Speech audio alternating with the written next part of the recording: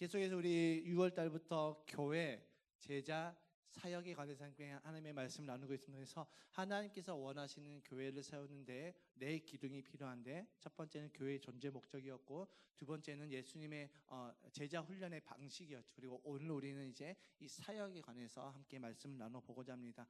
한국교회 트렌드 2025라는 책에서 교회를 진단하는데, 한국교회가 부교육자를 구하는 것이 쉽지 않다라고 진단했습니다. 이것은 지방교회만 그러는 것이 아니라 수도권에 있는 교회 역시도 마찬가지다라고 이야기를 했습니다. 그 이유에 관해서 여러 가지 이유가 있지만은 구체적인 원인에 대해서 이 책이 밝히는 것은 뭐냐면, 부교육자들의 사례비가 현저하게 작다. 부교육자들이 살아가는데 일상을 살아갈 수 없을 정도로 사례비가 굉장히 작다. 또 두 번째는 사례비에 비해서 과도하게 요구되는 헌신들이 있다.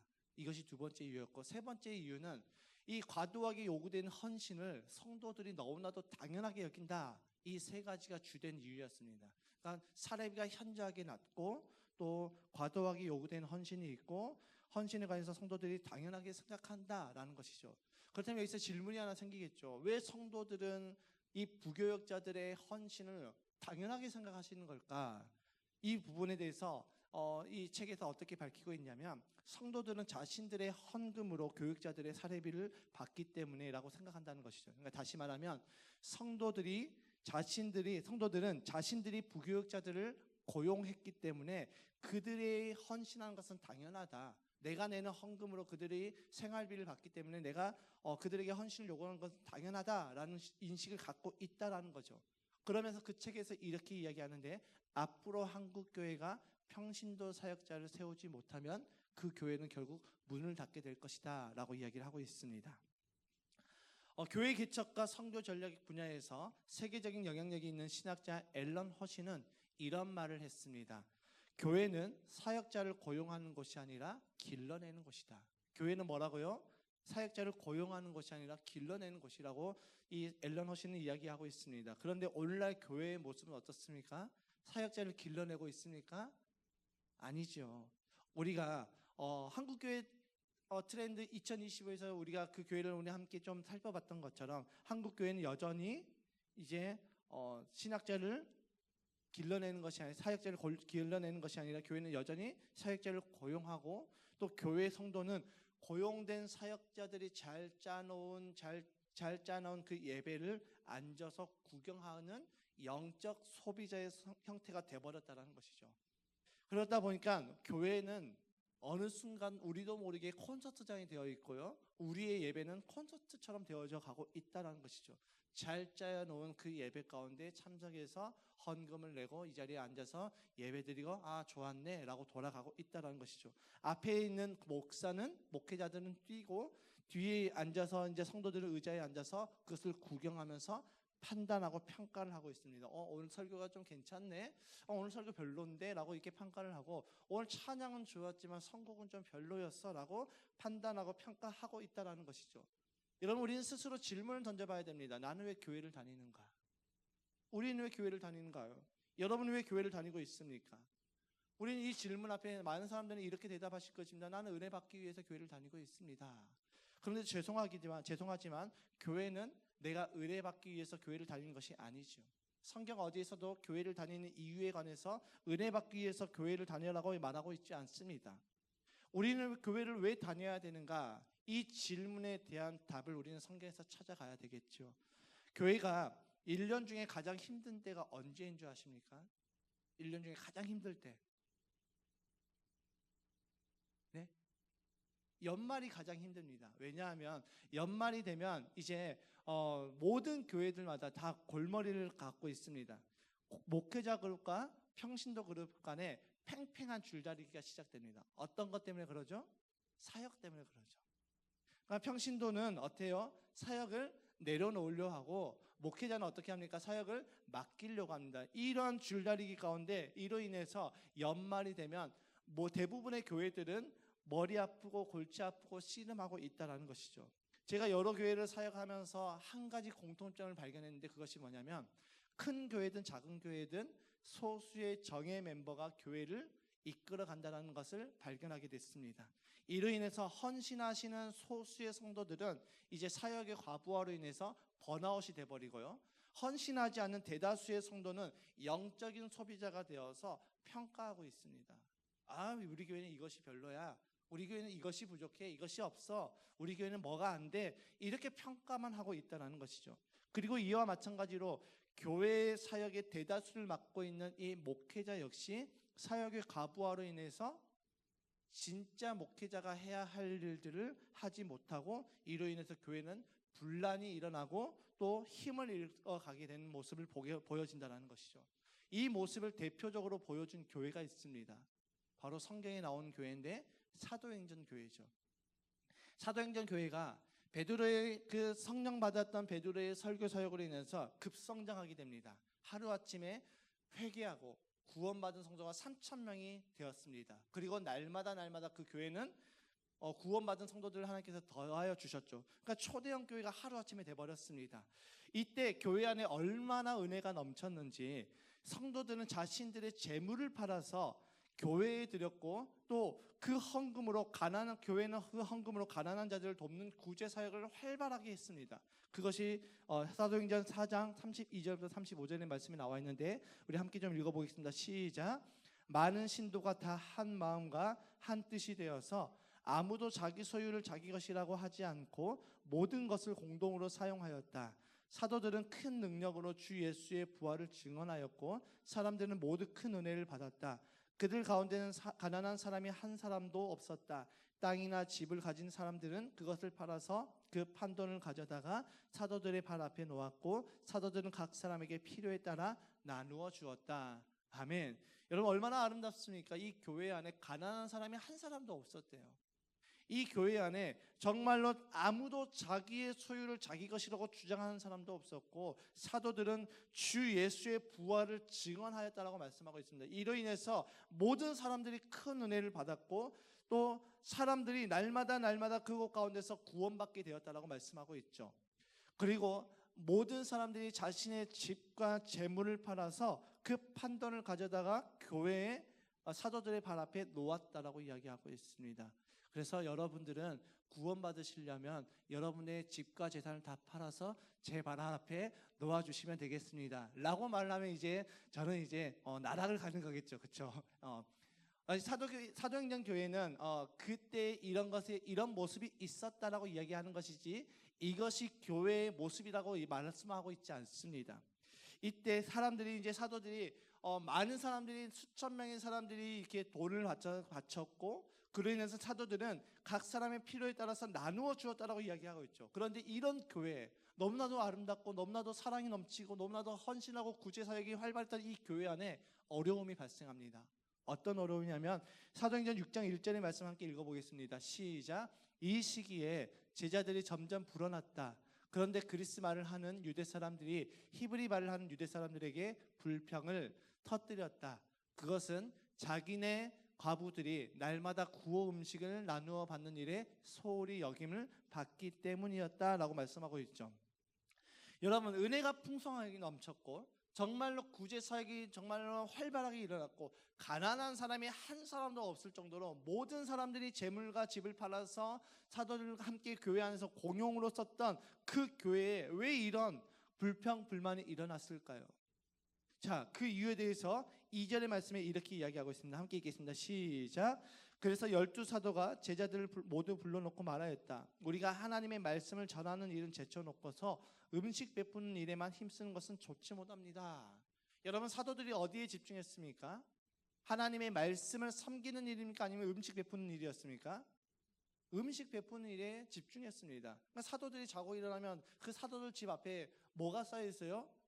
쌀과 돈이 막 쌓여 있겠죠. 그러면 사도들이 일어나서 그것을 가지고 이제 돌아다닙니다. 그때 당시 뭐 차도 없고 그냥 기껏 해봤자 마차를 끌고 나가겠죠. 마차를 끌고 나갑니다. 그리고 밤새도록 그러니까 밤늦도록 이제 이 돈과 음식을 가지고 이제 나누어 줍니다. 그리고 돌아오겠죠. 자고 일어납니다. 자고 일어나서 새벽에 일어나야 되는데 전날 저녁까지 너무나도 고생을 해서 새벽에 일어나지 못합니다.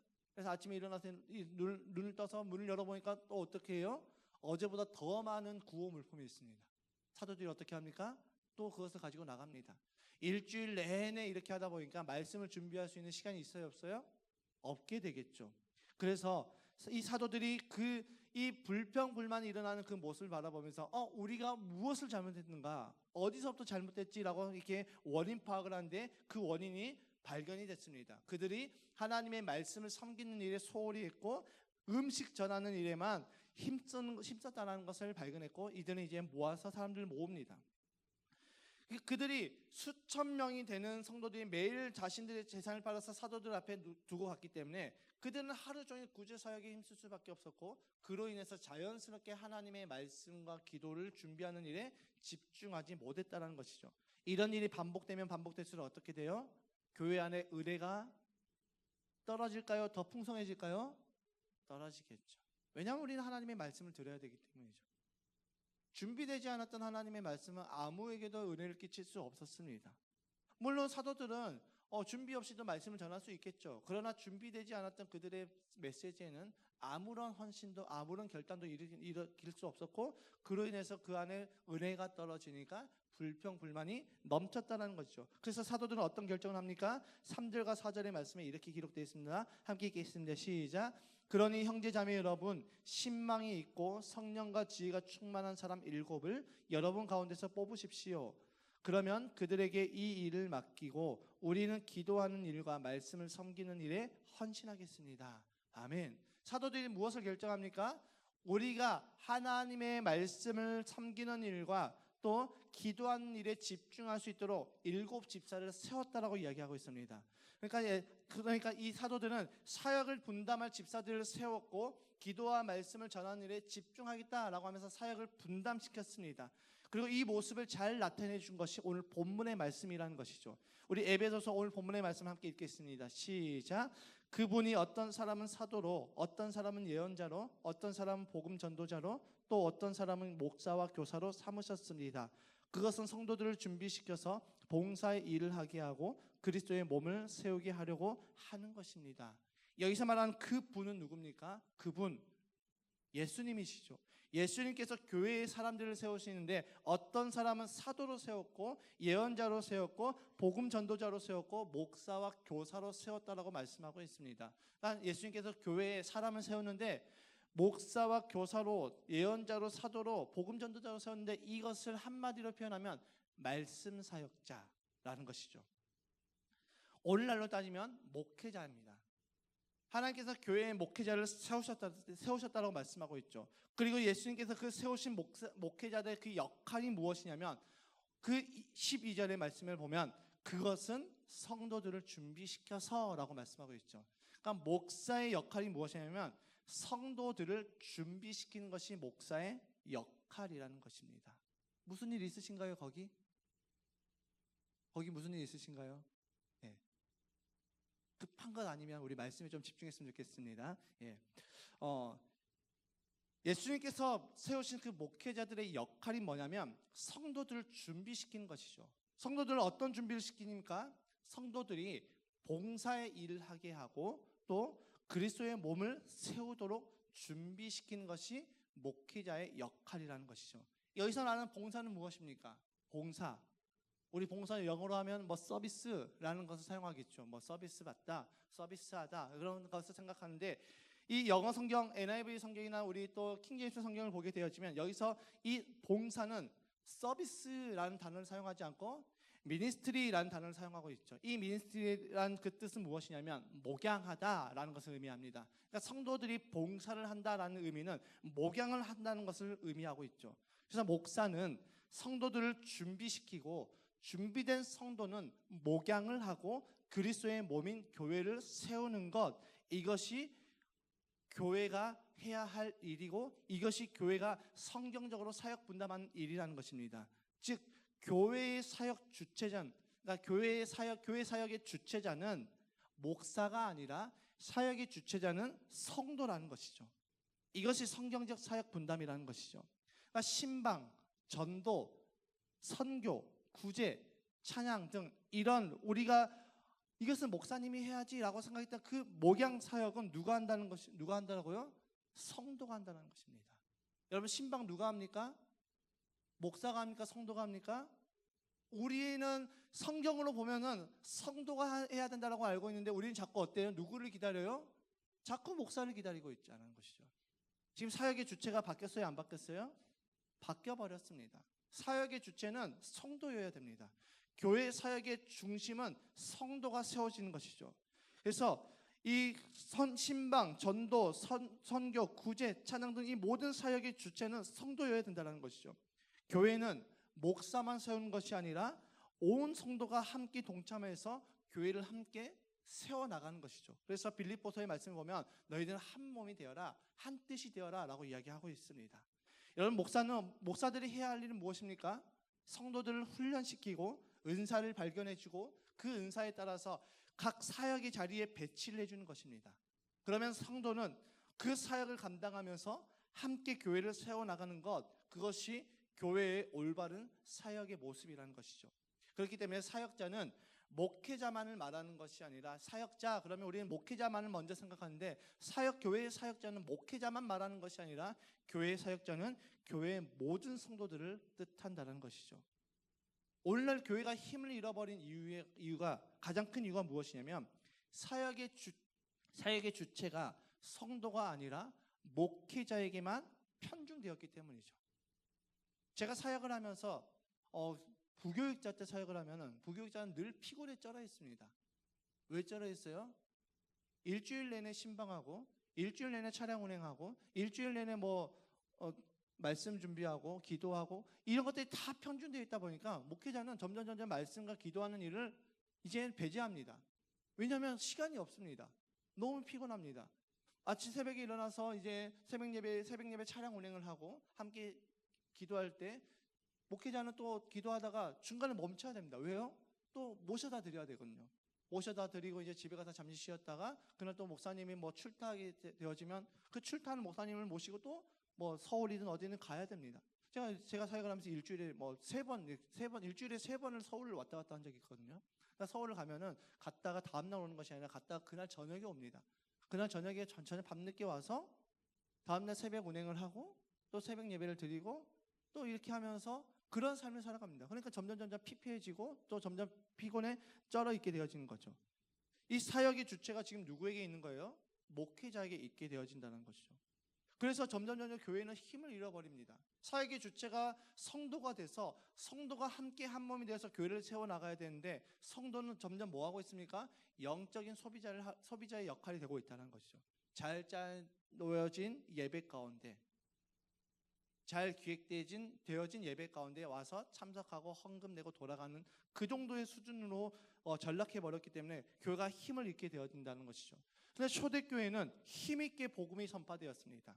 초대교회를 보면 정말로 힘있게 복음이 전파되어지고 날마다 교회가 성장되어지고 구원받는 사람들이 더해지는 것을 볼 수 있는데, 그 이유가 무엇이냐면 초대교회의 사역의 주체는 성도였기 때문이죠. 사도들은 뭘 했어요? 말씀 전하는 일과 기도하는 일에 전무했다라고 말씀하고 있습니다. 여러분, 제가 분명하게 말씀드리는데 절대로 교회는 소수 정예 멤버로 세워질 수가 없습니다. 교회는 어떤 한 부류로 인해서 세워지지 않습니다. 온 성도가 한 몸이 되어서 사역을 감당할 때 교회가 건강하게 세워지는 것이죠. 그렇지 않으면 교회는 점점 병들어 갑니다. 일하는 사람들만 일하게 되어지면 그 사람들도 역시 사람이기 때문에 번아웃이 되고 점점 사역을 기피하게 되어집니다. 어느 한 지체도 구경꾼이 되는 것이 아니라 모두 한 몸이 되어서 주님의 몸된 교회의 사역을 감당해 나갈 때 교회는 건강하게 세워진다는 거죠. 그렇기 때문에 성도는 교회 안에서 최소한의 한 가지 사역을 감당해 나가야 되는 것입니다. 나는 적어도 이 교회 안에서 최소 한 가지 정도는 사역을 감당해 나가야 되는 것이죠. 목장도 마찬가지입니다. 목장에서 우리는 최소한 한 가지 사역을 감당해 나가야 되는 것이죠.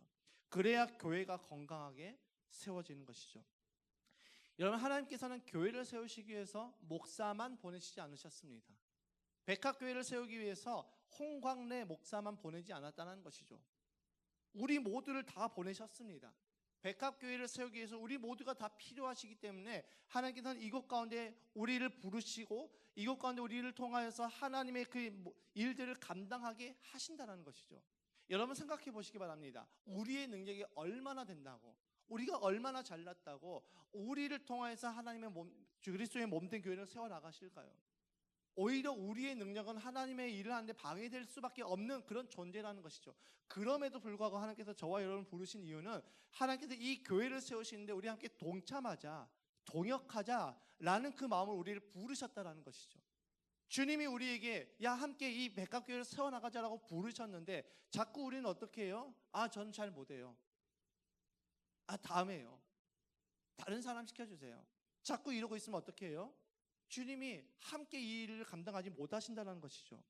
여러분, 우리는 주님께서 우리를 이 교회 안에 보내신 이유는 이 교회를 세우시기 위해서 저와 여러분이 한 몸 되라고, 한 뜻이 되라고 교회를 이곳 가운데 부르셨습니다. 보내셨습니다. 우리는 그 보내심을 따라서 주님께서 나에게 맡겨주신 그 사역을 감당하면 되는 것이죠. 그것이 헌신이고 그것이 주님의 사역자의 모습이라는 것입니다. 내가 주님의 교회를 위해서 헌신하고 내가 주님의 교회를 위해서 섬긴다는 것은 성도만이 누릴 수 있는 특권입니다. 여러분, 지나가는 사람이 백합교회에서 헌신하려고 하면 여러분 어떻게 하시겠습니까? 잠깐만요, 누구시죠? 라고 이렇게 말리지 않겠습니까? 백합교회에서 내가 헌신할 수 있는 것, 백합교회에서 내가 섬길 수 있는 것은 내가 백합교회의 성도로서 누릴 수 있는 특권이라는 것이죠. 내가 나에게 주신 하나님의 기회라는 것입니다. 그리고 우리는 사역을 하면서 절대 이런 생각을 가지면 안 되는 그것이 무엇이냐면 내가 하나님을 위해서 내가 하나님께 무엇인가를 해드리고 있다라는 생각을 우리는 내려놔야 됩니다. 내가 하나님께 선심을 쓰고 있는 것이 아니라 하나님께서 우리에게 그 사역을 하시도록 우리에게 기회를 주셨다는 것이죠. 나에게 건강을 주셨고 나에게 물질을 주신 이유, 하나님께서 몸된 교회를 세우라고 우리에게 그것을 허락하셨다는 것이죠. 그리고 그 사역을 감당해 나갈 때 비로소 교회가 든든하게 세워져 나가는 것입니다. 여러분의 눈에 그렇다면 나는 어떤 사역을 해야 되는가? 제가 쉽게 말씀드릴게요. 여러분의 눈에 부족한 것이 보일 것입니다. 백합교회 안에 부족한 것이 보일 것입니다. 우리 교회는 이것이 좀 부족한데? 우리 교회는 왜 이런 것이 없지? 그것이 보이기 시작했다는 것은 그 일은 여러분에게 맡기신 하나님의 사역이라는 것이죠. 우리 교회는 이것이 없네? 우리 교회는 저것이 없어. 우리 교회는 이것이 부족하네? 저것이 부족하네? 여러분, 이렇게 불평하는 건 너무나도 쉽죠. 그런데 그 일에 순종하는 것은 정말 어렵습니다. 왜 내 눈에 보게 하셨을까요? 주님은 왜 내 눈에 보게 하셨을까요? 내 눈에 보게 하신 것은 그 일을 네가 좀 감당하라고 우리에게 보여주신 것입니다. 어떤 분이 이렇게 이야기합니다. 이 교회는 사랑이 없어. 우리 교회 말고요. 제가 예전에 사역했던 교회에 어떤 새 성도분이 오셔서 작은 교회였는데 이 교회는 사랑이 없어요. 그래서 저한테 막 이야기하시더라고요. 그래서 제가 이야기했습니다. 성도님, 그것은 사랑이 없는 것을 성도님께 보여주신 것은 그 사랑이 없는 것을 성도님의 마음으로 채우라는 거예요. 성도님이 사랑함으로써 채우라고 보여주신 거예요. 여러분, 내 눈에 보이는 그 사소한 것들, 좀 부족한 것들이 보이십니까? 그것은 내가 하라고, 나에게 하라고 하나님께서 보여주신 것이죠. 그런데 우리는 어떻게 하고 있어요? 우리 교회는 이것이 없어, 우리 교회는 저것이 없어, 이렇게 불평불만하다가 결국은 교회를 떠나시는 분들이 많다는 거죠. 홍민기 목사님의 책 가운데 플랜팅 시드라는 책이 있는데 그 책에서 홍민기 목사님이 이렇게 이야기합니다. 개척교회를 하다 보면은 주일학교가 잘 세워지지 않잖아요. 그래서 이렇게 애써 들어오신 분이 이제 고민하다가 주일학교가 잘 세워지지 않아서 잘 세워져 있는 교회로 나가려고 합니다. 그러면 홍민기 목사님이 잘 가라, 축복한다 라고 이야기하면서 속으로는 네가 좀 세워봐 라고 이야기를 한다는 거죠.